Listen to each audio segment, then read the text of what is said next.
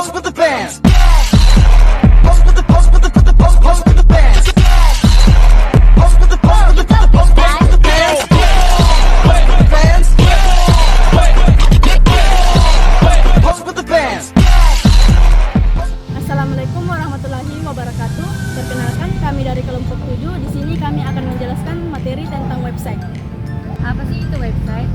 Website adalah kumpulan halaman dalam suatu domain yang memuat tentang berbagai informasi agar dapat dibaca dan dilihat oleh pengguna internet melalui sebuah mesin pencari.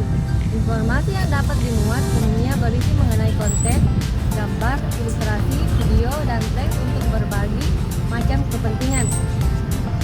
Biasanya untuk tampilan awal dapat diakses melalui halaman utama atau homepage. Menggunakan browser dengan menuliskan URL yang tepat dalam sebuah homepage. Juga memuat beberapa halaman, turunan yang saling terhubung satu dengan yang lain. Selanjutnya kita akan membahas tentang sejarah website, di mana website ini muncul di dunia pada tahun 1991 oleh seorang ahli komputer berkebangsaan Inggris yang bernama Sir Timothy John, Tim Berners-Lee.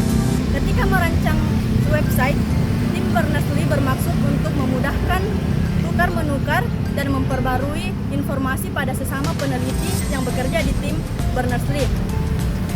Dan pada tanggal 30 April 1993, Veran atau laboratorium tempat Berners-Lee bekerja itu mengumumkan bahwa World Wide Web dapat digunakan secara gratis oleh publik.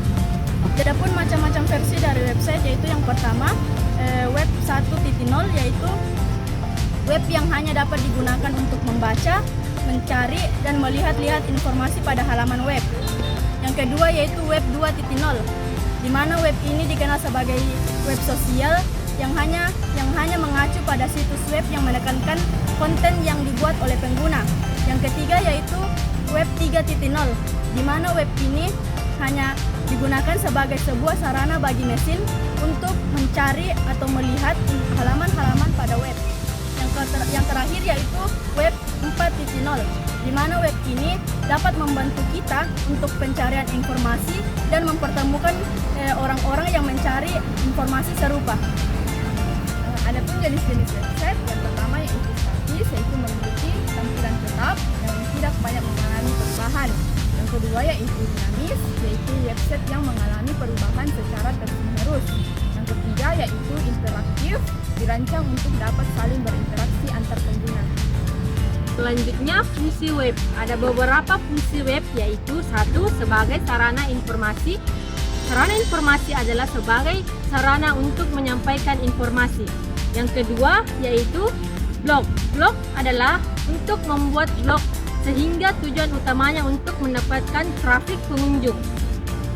Yang ketiga yaitu sarana transaksi jual beli toko online atau e-commerce, yaitu sebagai media untuk menampung proses jual beli online atau sering disebut dengan e-commerce. Setelah mengetahui beberapa hal mengenai halaman web, sekarang kita masuk ke dalam pembahasan mengenai bagaimana cara membuat website yang mudah untuk pemula.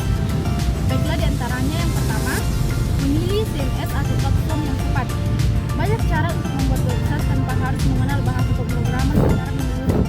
Kita dapat memanfaatkan fitur CMS atau Content Management System yang dapat membuat website secara cepat dan efektif. CMS yang dapat kita gunakan yaitu WordPress, Joomla, dan Drupal. Yang ketiga, melakukan proses instalasi dan konfigurasi website. Untuk langkah terakhir, setelah membeli paket hosting, selanjutnya melakukan instalasi CMS dan mulai untuk membuat tampilan halaman utama web. Lihat, dia ketinggalan. Kalian jangan sampai ketinggalan juga ya. Gelombang 3 udah buka loh, ayo mendaftar.